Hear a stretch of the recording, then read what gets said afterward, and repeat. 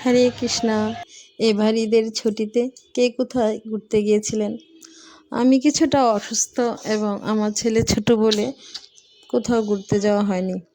তবে হ্যাঁ, আমার মেয়েটা অনেক ছোট, তাই ওর আবদারে ওর বাবা ওকে নিয়ে ভক্ত সঙ্গে চলে গিয়েছিল গাইবান্ধা সেই ভাইরাল মন্দিরে। মন্দিরে ঢুকেই সুইমিং পুল দেখেই আমার মেয়ে তার লোভ সামলাতে পারেনি। যাই হোক, সবাই ভাবলো সারা রাত্রের ঝার্নিটা স্নান করে হয়তোবা কিছুটা দূর করানো যাবে। স্নান করে তারা চলে গিয়েছিল কালী মায়ের দর্শনের উদ্দেশ্যে।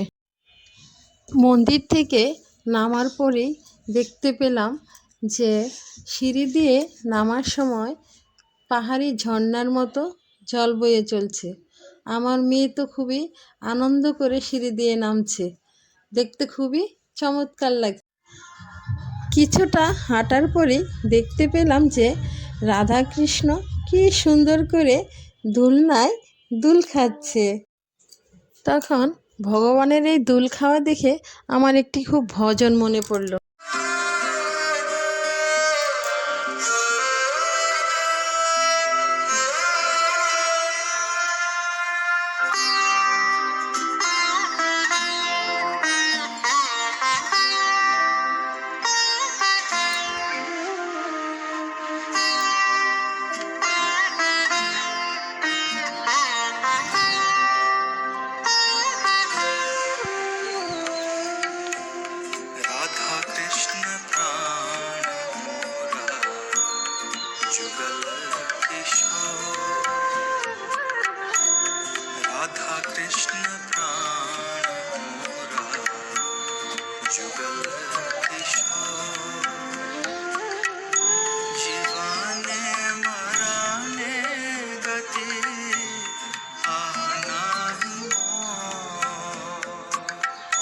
राधा कृष्ण प्राण मोरा जुगल किशोर।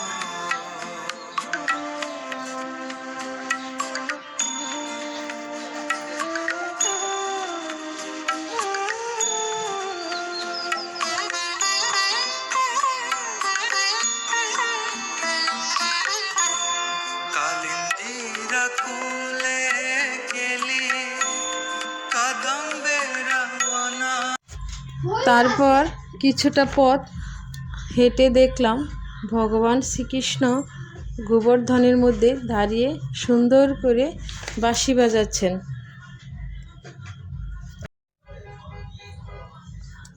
হাঁটতে হাঁটতে ভিডিওর মধ্যে যে রাধাকৃষ্ণর বিগ্রহ এখানে দেখা যাচ্ছে, সেটি হচ্ছে মন্দিরের মূল বিগ্রহ। তারপর মন্দিরের আশেপাশটা কিছুটা ভিডিও করে আমার পতিদেব ক্যামেরাবন্দি করছিল। যদিও আমি যাইনি, যারা গিয়েছে তারা বলল যে ক্যামেরাবন্দি থেকেও মন্দিরের আশেপাশটা ভিউ বাস্তবে দেখতে নাকি আরও সুন্দর ছিল। মন্দিরের চারপাশটা যেন সবুজে ঘেরা ছিল। একটু বাদেই চোখে পড়ল ভগবান শিবের সেই আদিযুগী বিগ্রহ, যেটি ভারতের তামিলনাড়ুর কোয়েম্বাটুরে অবস্থিত।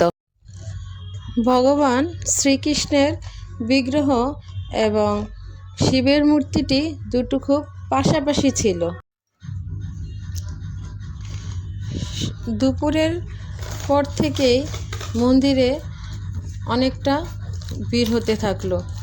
সকালের তুলনায় বিকেলের দিকে যেন ভক্তদের।